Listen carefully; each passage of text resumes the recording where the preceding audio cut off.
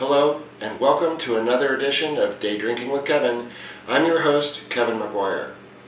Have you ever felt intimidated by a wine list at a restaurant? Have you ever wanted to feel more comfortable about making selections? Today, I'm going to show you how to demystify selecting wines from a restaurant wine list, and hopefully that will make your experience more enjoyable. My first tip is understanding your palate. Before you go to the restaurant, understand, do I like red, or do I like white, or possibly even sparkling wines? Just knowing this basic fact will help you start down the path in the right direction. You could always go further to say, do I like old world wines like France, Spain, Germany, Italy, or do I like new world wines like the United States, Australia, or New Zealand? Next, do some research. Look on the internet. Has the restaurant that you're going to posted their wine list? This will allow you to easily go through and make some selections before you even arrive. That way when you get there, you can be confident that you're going to make the selection that's right for you.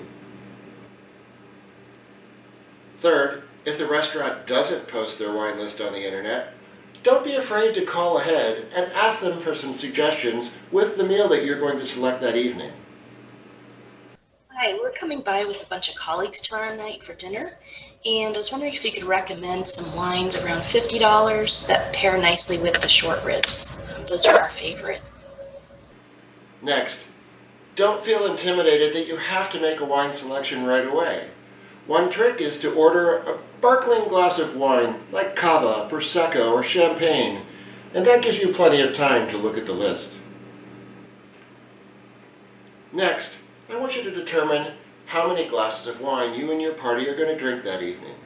If you're only going to drink a total of one or two, wines by the glass make sense. These are the wines at the beginning of the wine list that are the basic selections from the restaurant. They may not be the most interesting wines, but they are safe choices.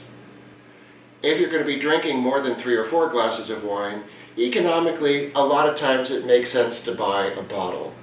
That's when we go through the list and use some of the tips and techniques that we learned earlier. Am I a red drinker or a white drinker? Most wine lists are separated by sparkling, white, and red, and then by country such as France, region such as Burgundy, and then varietal such as Pinot Noir. It also helps to know, hey, do I have a favorite producer? For example, Stag's Leap in Napa in California. And do I have a favorite grape varietal? For example, Cabernet Sauvignon. All of this will make help going through the wine list that much easier. The next tip is to understand the price point that you want to pay for a bottle of wine, and make sure you communicate that to your server or the sommelier. Sometimes people are intimidated by sommeliers and they think they're trying to upsell them in wine, when in fact our job is to make sure that you have a great experience at the restaurant. So when you're ordering, say, I would like a $50 bottle of Napa Cab, and that tells the waiter or the sommelier exactly what price range you're staying in and a little bit about the style of wine you like to drink. Don't hesitate to take as much time as you want with that wine list. Restaurants are very proud of their wine list and they like to show them off. And as they see you flipping through the pages and enjoying the history, the people, the places, and all the selections that they have, they may come up and ask you some questions or talk to you. And don't be surprised if the sommelier says, here, let you try a glass of something. Don't hesitate to ask for a sample of any of the wines by the glass, because they're probably more than willing to allow you to try one of those so that you can try it and then feel more comfortable about the selection you're about to make. The type of food that you are going to be having that night makes a big difference in your wine selection.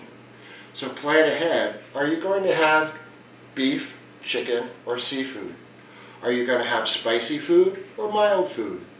Is your food going to have a high fat content like a ribeye or a very low fat content like a filet mignon? All of these things will help us guide you down the path to selecting that right wine. Also, it's really good to have a varietal that you like in mind. For example, some people love New Zealand Sauvignon Blanc. Other people like buttery oaky Chardonnays. And some people like big, rich Cabernets. All of these things will help describe your wine to your server or the sommelier so that they can help you pick just the right wine. Finally, I hope these suggestions today help demystify a wine list and give you that better dining experience that you're looking for. If you like this episode, don't hesitate to give it a thumbs up and consider subscribing to Day Drinking with Kevin. And if you have ideas for future episodes, email me at daydrinkingwithkevin@gmail.com.